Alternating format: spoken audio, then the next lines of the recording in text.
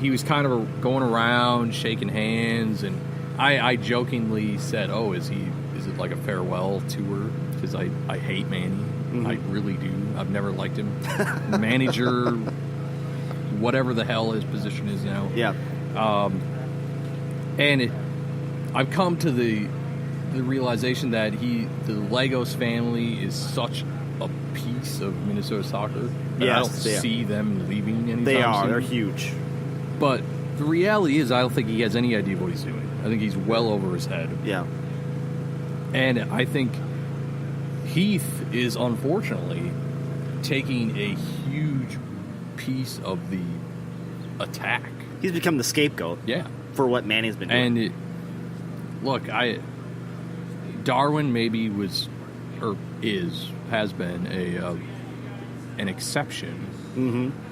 But I really think Manny needs to go.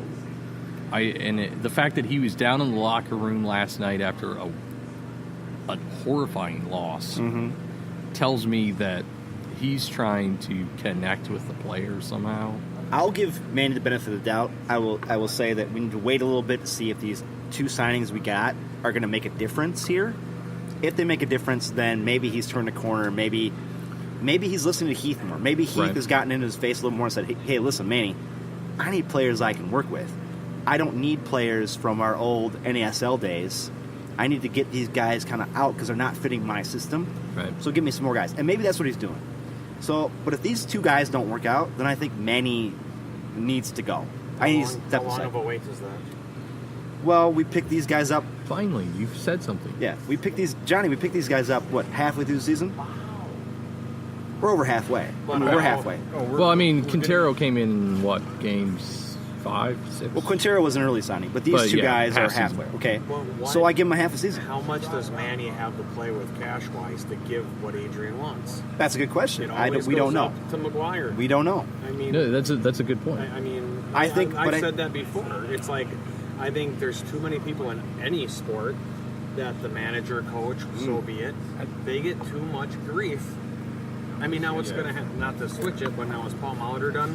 They're going to get a fresh new manager next year? I think I don't think money is a huge issue. I mean, I think they took their swings.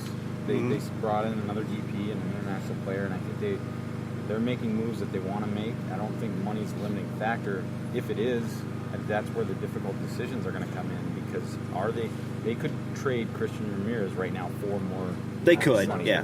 Oh yeah, I think he would. I think he'd be a record Tam Gam type trade. Yeah, so I think if they wanted to spend more money, I think they would. I think they could, and that would be one move they could make to get some more money to spend. However, we understand that right now McGuire is paying something else off, that the stadium, right, and training facilities and everybody else that are involved. But don't. We're seeing it though. They are ramping up. Doing stuff. They are ramping up for next season. But how long do you give them? But it's not like Arthur Blank in Atlanta where he had tons of money, right? Well, and he didn't pay anything to the stadium. Exactly. We go into Atlanta Falcons, Mercedes-Benz Stadium. Yeah. They play there. They have almost sellouts every game. Right. So he's making money.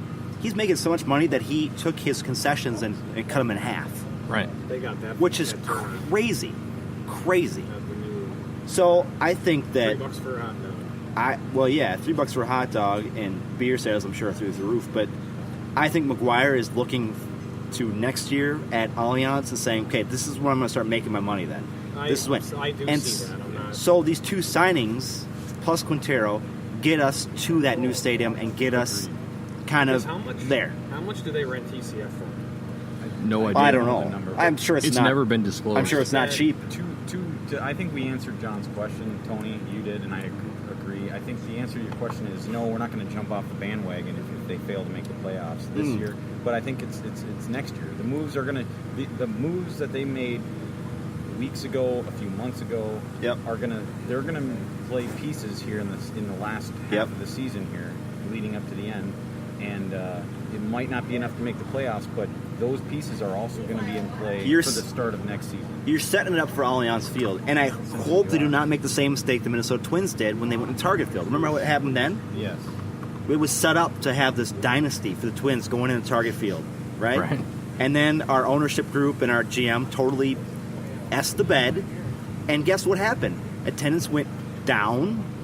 People don't go to the games anymore. I mean, they do, but I don't want that to happen with Allianz Field. I don't want to see that. I think fortunately for the Unions, I think they're going to have a little more cushion, a little more leeway to play with. They will, because it's a new sport. I honestly believe, I guess it's not a fact, but it's my strong opinion that they are going to sell that stadium out every single game next year, regardless of their performance. I think they'll do that might next year and 2020. Regardless of the performance, might even carry over into years 3 and 4, and I say years 3 and 4 in the stadium. So. And that's only because you're gonna get some new soccer fans. Yes. In my opinion, there's no doubt there's gonna be a lot of new soccer fans in this state because of that field, because of that atmosphere. We've talked about this before. People don't know unless you've traveled to Kansas City or Chicago or other MLS. No, I wouldn't say Chicago.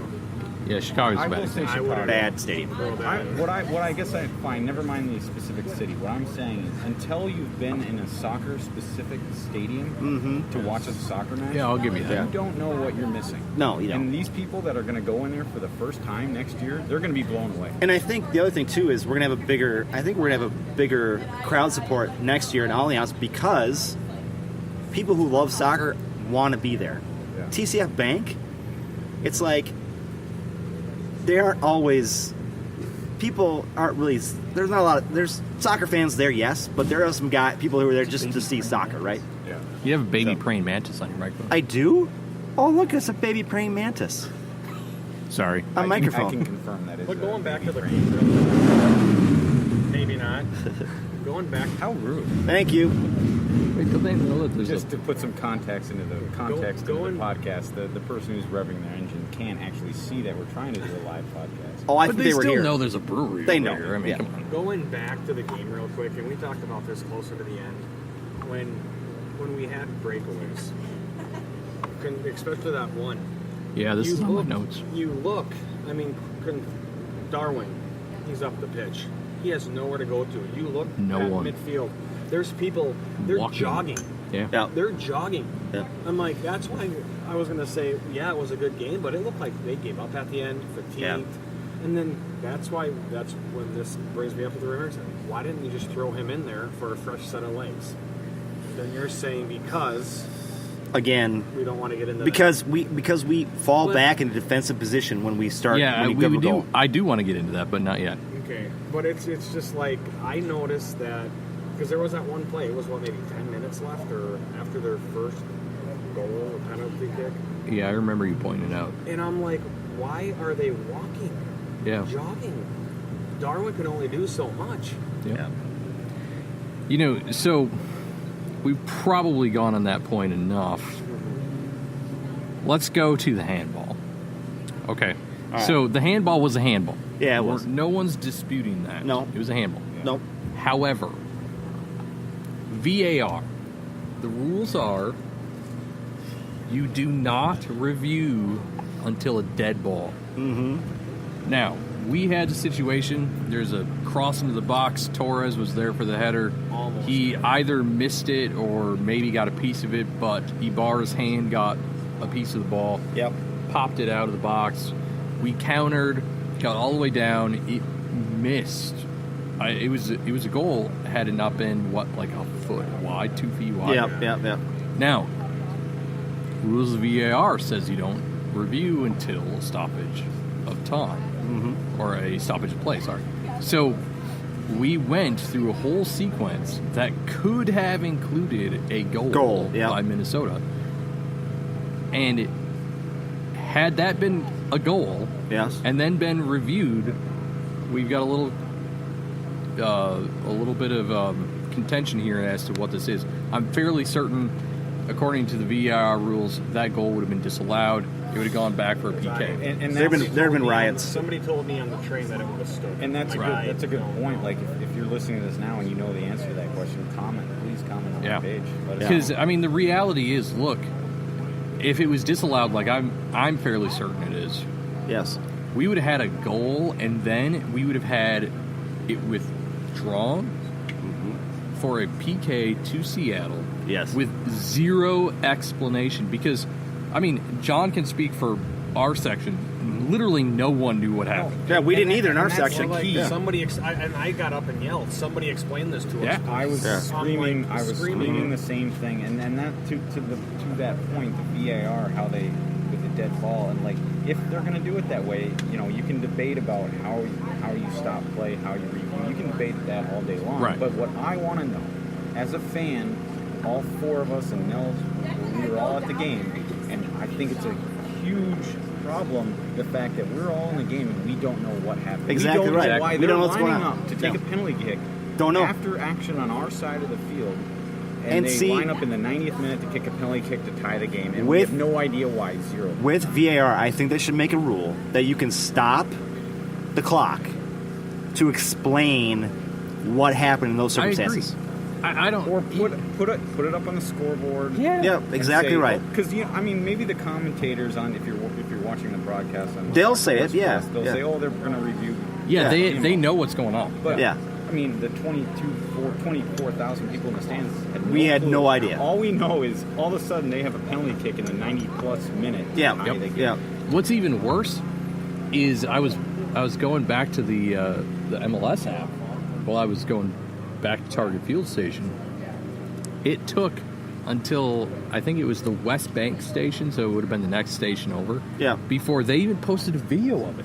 So I was like, MLS app took, God, that must have been 20 minutes 20, yeah. to at even least. post Yep. a highlight of it. Yeah. So I'm like, what the hell's the point of it? You know, John can attest to this. I was on my phone refreshing over and over trying to figure out what the hell it was. I think it was right before they scored their second goal that I finally said, oh, it was a handball by Ibarra.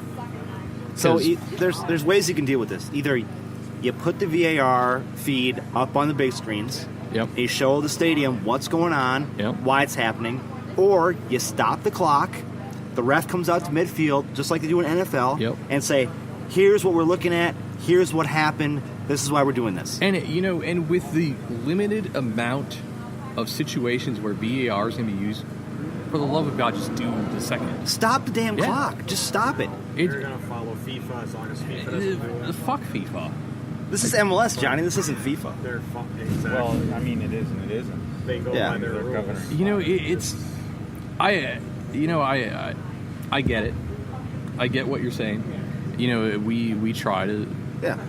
stick with FIFA rules, but it's like, you know what? If they want to fix the issue of human error, Yeah. they're going to have to deal with the negative things that come with it. And how long? I mean, seriously, you're going to stop the clock for what? A minute or two? It wouldn't even, it'd be 15 seconds. Maybe 15 seconds. Just It's to that. be able to say, oh, there's a handball in the box by Miguel Ibarra. Yeah, exactly right. That's all you had to Yeah. do. But they don't do that. And Right. everything's hush hush. Yep. Mm. Because just think if that situation wasn't a World Cup match. Oh, Go. God, yeah. I mean, they got pretty lucky with that. Well, VAR was not the greatest either there, but if that, nothing like that situation happened. Yeah, And I if agree. it did, I just think I'm almost like you brought it up, but I'm almost glad that I shouldn't say this because it might have affected the outcome, but if the United would have scored the goal there, Yeah. but by the rule, I Mhm. kind of agree with what John brought up is if by the rule they aren't going to stop the clock until a dead ball, Yeah. and the United scored, I think that goal should count. Well, I think so That's how you too. wanna Yeah, do if it. that's how you want to do If it. you're Yeah. not going to stop the clock, then play is happening. But they need to make a change for next year. That's the deal. So You know, and the big thing is, I mentioned this, you know, Salt Lake had a couple instances where they were in a situation where Mike Petke was just pissed off yeah, about VAR and specifically the communication issues. yeah, And I agree with them because they were on the negative end, so I didn't really give a shit then.